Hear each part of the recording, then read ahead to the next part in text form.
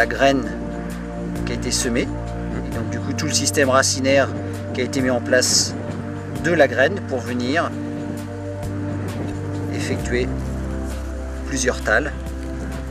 Et donc du coup là on voit la tale principale qui va faire un épi, et ici toutes les petites tales secondaires. Donc là en l'occurrence 1, 2, 3, 4 tales secondaires. Ces tiges on appelle ça le talage, c'est-à-dire qu'on est passé sur la phase herbacée, et donc du coup ces tiges là vont donner à elles un épi, c'est-à-dire qu'un grain de blé est capable de donner en moyenne 2, 3, voire 4 épis selon l'année et les conditions climatiques. Ici on va retrouver 1, 2, 3, 4, 5, 6, 7, 8, 9, souvent 10 épillets, donc de chaque côté, donc ça fait 20 épillets, ouais. Et à l'intérieur de chaque épillet, on a 2, voire 3 graines. On a le blé là, qui partait de la base, qui mesurait l'épi en gros 1 cm, et puis qui monte, qui passe les différents nœuds, et du coup qui grossit à mesure, en arrivant ici tout en haut, où après on a un éclatement de la gaine, où là où on voit l'épi qui va commencer du coup à sortir et à venir s'ouvrir complètement, pour après émerger au-dessus de la végétation.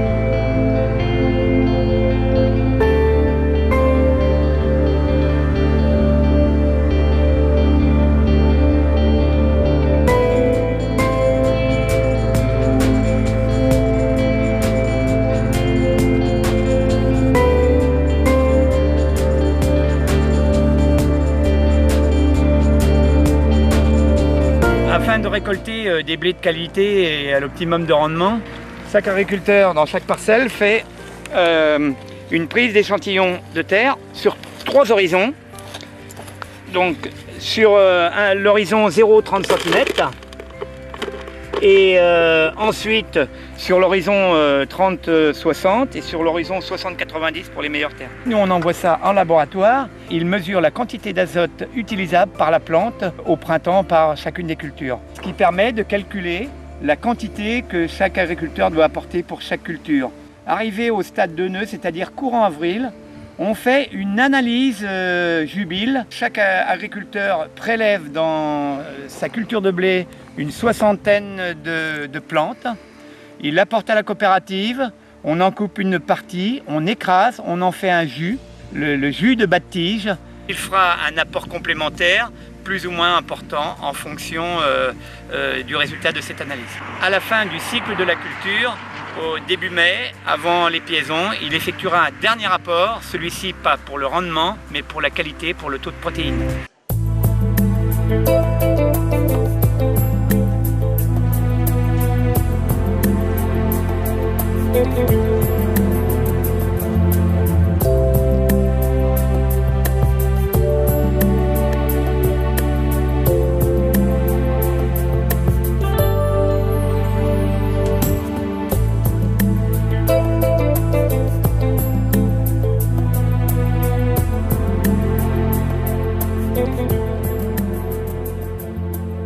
Est-ce qu'il faut que tu traites les CC2000? Bon, déjà, on va vérifier le piège et du coup on va regarder combien. Je suis au stade. Voilà. Est-ce qu'on en a capturé hier? Donc du coup. Oh là, il y a du monde. Oh là là. Oh, les petites bêtes. Oh là là, on en a capturé pas mal. Donc du coup. C'est lesquelles? C'est les toutes petites là, les petits moucherons. Orangés, légèrement orangés. Ouais. Voilà. Donc qui sont là sur la plupart de. Ça c'est pas sympa ça. Voilà, là, ça c'est bien. Et du coup, ici on voit qu'on a mis un piège sexuel, là, des phéromones sexuels pour les attirer. Donc du coup on attire les mâles évidemment. Et donc ces petites bêtes, on va faire voir le comptage, mais là il y en a beaucoup, donc il y en a plus de 10 captures en 24 heures, donc on est au seuil Là, de traitement. Il est presque dépassé le seuil Voilà. de traitement.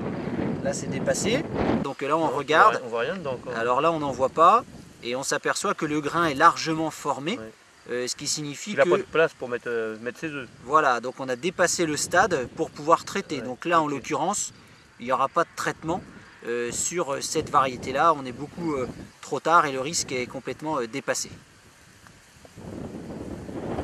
On voit bien là les grains qui sont formés quasiment à 100% dans l'épi. Mais sur une variété plus tardive, ça pourrait être... Il faudrait surveiller encore. Ouais. Il faudrait surveiller les soirs orageux, de voir s'il y en a ou pas. Entre une plante... non traité ou non traité. Voilà, traité et non traité. Donc là on regarde les maladies.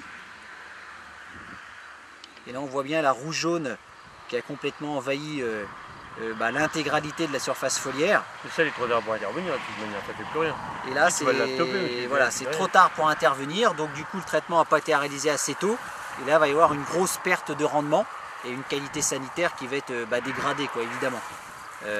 Parce que il n'y a plus de... Il n'y a plus de surface verte, donc la plante ne fait plus de photosynthèse, donc du coup on aura un rendement qui sera médiocre, quoi. Bon, en fait le puceron suce la sève, et s'il y a un nombre important, notamment sur épi, on peut perdre pas mal de rendement. Ouais. L'escargot qui vient brouter les feuilles, et quand il est en nombre énorme, évidemment, ça se complique. Bon là, un escargot sur une plante, c'est complètement inoffensif. Tiens. Ouais, je sais pas si tu vas le voir aussi. Ici le trou là. Ouais. Le trou qui a occasionné Je vois. la larve. Et du coup on voit un petit grain. Un tout petit grain qui Je vois très bien. est pas terrible et qui est mangé, quoi. Tiens là t'en as un trips dessus là. Je vois. Voilà, dans les ravageurs. On va dire que c'est pas traité. Et là, qu'est-ce qu'on va voir? Ouais, c'est comme ça. Ouais, bah si, tiens, il est venu là aussi. Tu vois, il fait ces symptômes-là. Là, c'est vert. Et là, c'est sec. Donc, il est venu massacrer le pollen du coup des grains. Et on n'a pas de grains à l'intérieur. Ou alors, ils vont être complètement minus. Mais dans les blés, on voit pas une grosse attaque de... Hein, si on regarde, on va voir là. Hein? Le trou, là.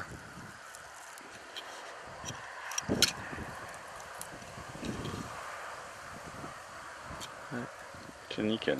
Et donc t'as pas de grain. Voilà.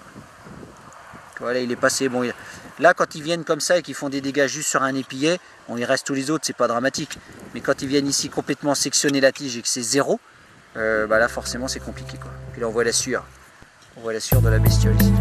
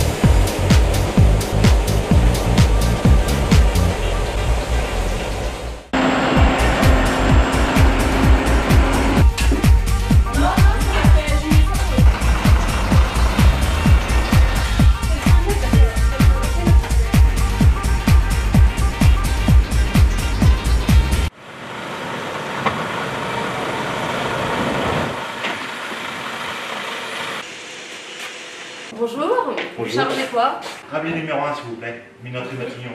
PF. Merci. Ça, c'est bien, mais... Voilà, en bas. Ok, merci. À tout à